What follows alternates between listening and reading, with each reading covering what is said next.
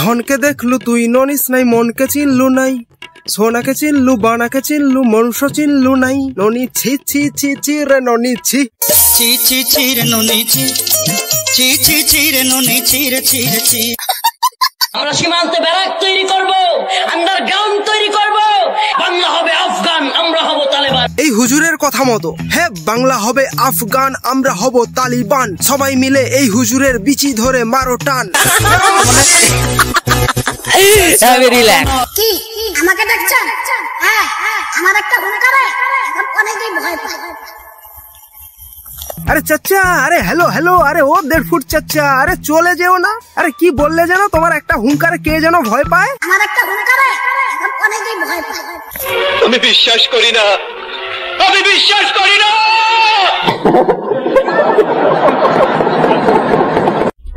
নমস্কার, আমি অভিজিৎ। তোমরা দেখছো আমার ছোট্ট ইউটিউব চ্যানেল মেদিনীপুরের পোল্লা পোল্লা পোল্লা। তো চলো আর বেশি দেরি না করে আজকের ভিডিওটা শুরু করা যাক।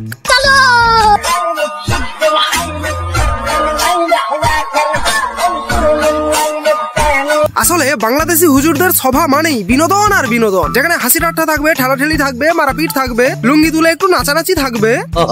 হিন্দুস্তানের মোদি সহ বড় বড় নেতাদেরকে মুসলমানরা গলায় ধরে টেনে হিচড়ে বাইতুল মাকদিসে নিয়ে যাবে। আবে এই 1.5 ফুট মাল বলে কি?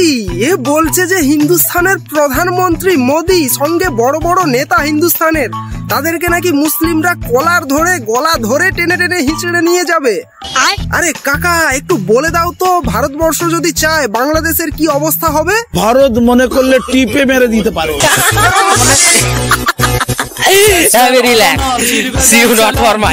এই 1.5 ফুট মালের সাহস দেখে আমি তো অবাক হয়ে যাচ্ছি। এই 1.5 ফুট মাল বলছে আমার ভারতবর্ষের নেতাদেরকে নাকি টেনে হিচড়ে, তাও আবার কলার ধরে টেনে হিচড়ে নিয়ে যাবে। তাহলে কিন্তু এদিকে দেখো, এই 1.5 ফুট মালকেই তার দেশের লোকেরা, তার দেশের পুলিশেরা টেনে হিচড়ে জেলে ঢুকিয়ে দিয়েছিল। হিন্দুস্তানের মোদি সহ বড় বড় নেতাদেরকে মুসলমানরা গলায় ধরে টেনে হিচড়ে বাইতুল মাকদিসে নিয়ে যাবে।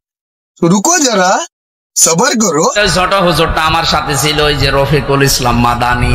আমার বলছে, হামজা ভাই, আমার প্রথমে রিমান্ডে নিয়ে রাত 12:30টার দিকে নিয়ে গেছে হাতির ছিলে। আমারে নিয়ে পুরা উলঙ্গ করে একটা সিগারেট হাতে ধরিয়ে দিল। অন্ধ উলঙ্গ মেয়ে লোক কোন জায়গা থেকে যেন নিয়ে আসলো, রাস্তার 2 পাশে ব্যারিকেড দিয়ে বন্ধ করা।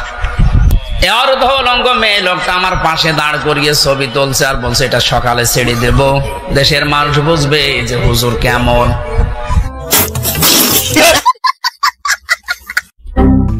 এই 1.5 ফুট মালকে, এই 1.5 ফুট হুজুরকে যে কেবল আমরাই 1.5 ফুট হুজুর বলে ডাকছি তা নয়, তার নিজের দেশের হুজুরেরাও একে 1.5 ফুট মাল, 3 ফুট মাল বলেই ডাকে।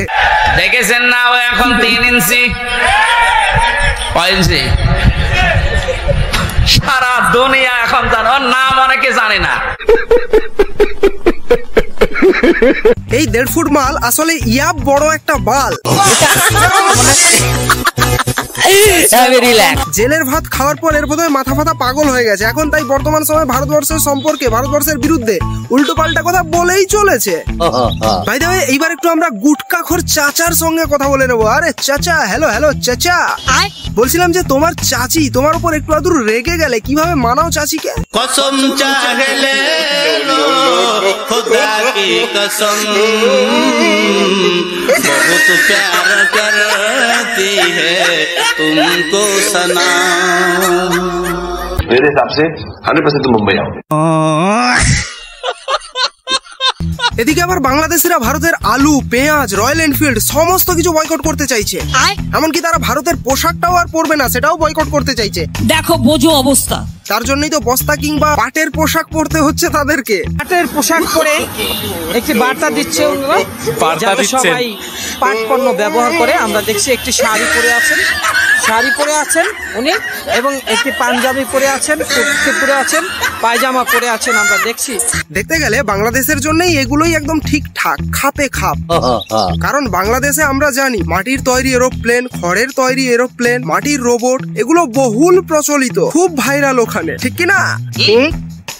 আচ্ছা, আমি একটা কথা ভাবছিলাম যে এরা ভারতবর্ষের পোশাক বয়কট করার জন্য নিজেদের দেশের তৈরি পাটের পোশাক পরছে, তা বলছিলাম বাই চান্স যদি তোদের দেশে পাট চাষটা বন্ধ হয়ে যায় তাহলে তোরা কিসের পোশাক পরবি? তোরা কি আবার সেই আদিম মানবের মতো গাছের ডালপাতা পরবি নাকি? হ্যাঁ হবে হয়তো, তার জন্যই বোধহয় আজ থেকে প্র্যাকটিস শুরু করে দিয়েছে।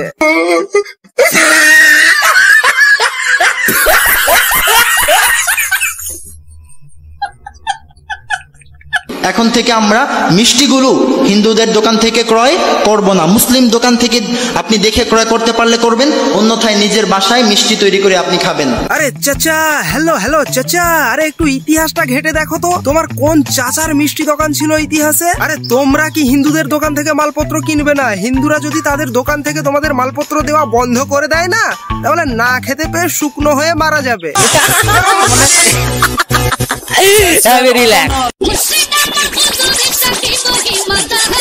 শালা আমি প্রথমে কয়েক সেকেন্ডের জন্য ভেবেছিলাম বোধহয় হনুমান ঝুলছে, তারপর দেখলাম না না, এ তো হুজুর ঝুলছে।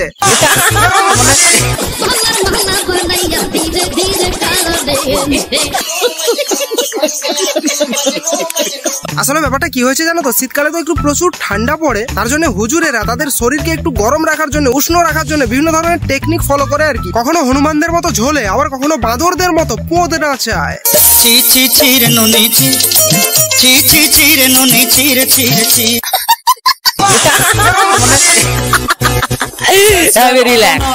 বেশি টাকা ইনকাম করবে সে বেশি সুন্দর বউ পাবে, যেটু কম করবে সে আমাকে পাবে।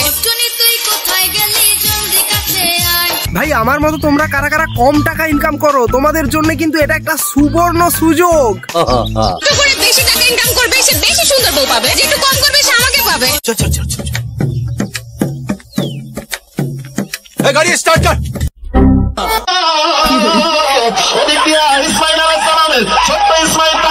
আসলে কি জানো তো ভাই, বাংলাদেশের এই সার্কাস মার্কা কয়েকটা হুজুরের জন্যই বাংলাদেশের প্রত্যেকটা হুজুরের বদনাম হচ্ছে। তবে দেখতে গেলে বেশিরভাগ হুজুরগুলোই বাংলাদেশের এরকম সার্কাস মার্কাই হয়।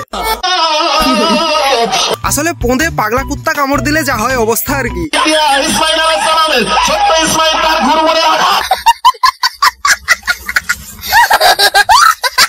ভাই আমাদের দেশে এই শীতকালে কিসের মেলা হয়? বিভিন্ন জায়গায় পৌষ সংক্রান্তির মেলা হয়, যেরকম উত্তরপ্রদেশে কুম্ভ মেলা হচ্ছে। অর্থাৎ প্রত্যেকটা মেলার একটা ঐতিহ্য রয়েছে, ঠিক না? কিন্তু ভাই বাংলাদেশে কিসের মেলা হয় জানো? জামাই খোঁজার মেলা হয়, জামাই মেলা। আমি আসছি জামাই খুঁজতে। জামাই খুঁজতে আসেন এই মেলা থেকে? জামাই মেলাতে জামাই খুঁজতে আসবো না তো কোথায় যাবো? বাণিজ্য মেলায় জামাই খুঁজতে যাবো? আমাদের সাথে মাত্র 5 মিনিট যুদ্ধ করার মতন ক্যাপাসিটি আপনাদের নয়। হ্যাঁ, এটা গ্যাসের ওষুধ খান। 5 মিনিট যুদ্ধ। আমি পিসিআর কে গ্যাস টিমকে বলবো এটা গ্যাসের ওষুধ দিতে। গ্যাস মাথায় উঠেছে আপনার।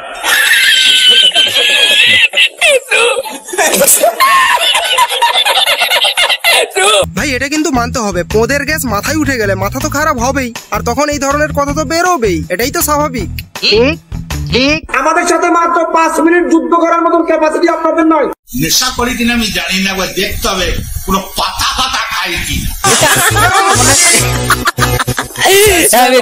আমাদের সাথে মাত্র 5 মিনিট যুদ্ধ করার মতন ক্যাপাসিটি আপনাদের নয়। আরে হ্যালো কাকা, একটু বলে দাও তো ভারত চাইলে বাংলাদেশের কি অবস্থা হবে? ভারত মনে করলে টিপে মেরে দিতে পারে। ভাই এদিকে আবার বাংলাদেশ ভারত দখলের জন্য ভারতের উদ্দেশ্যে মিসাইল পাঠাচ্ছে, দেখো।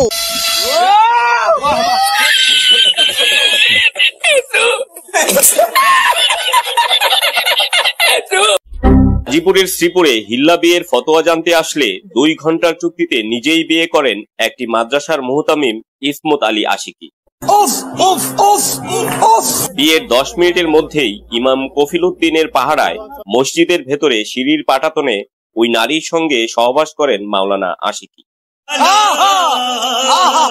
আমি তো তারে বিশ্বাস করছি, ওইখানে ওই সিঁড়ির উপরে ওইখানে সে আমারে পরে বিয়ে করার পরে ওইখানে সে আমারে সহবাস করছে আমার সাথে। পরে আমি নিজে নিজে ভাবলাম না, এটা তো একজন আলেম মানুষ হলো, আল্লাহর ঘরের ভিতরে সে মসজিদের ভিতরে সিঁড়ির উপরে এত বড় কাজ করাতে এটা ভুল হয়েছে। কথা কি ক্লিয়ার না ভেজাল আছে? এটাই হচ্ছে বাংলাদেশি বেশিরভাগ হুজুরদের অবস্থা বর্তমান সময়ে। কৃষ্ণ কৃষ্ণ রাম রাধা হরে কৃষ্ণ।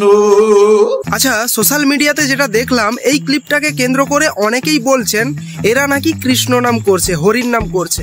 কিন্তু একটু যদি তোমরা ভালো করে দেখো তাহলেই বুঝতে পারবে যে এরা কিভাবে ব্যঙ্গ করছে আমাদের কৃষ্ণ নামকে নিয়ে। শোনো ভালো করে। কৃষ্ণ কৃষ্ণ রাম রাধা হরে কৃষ্ণ।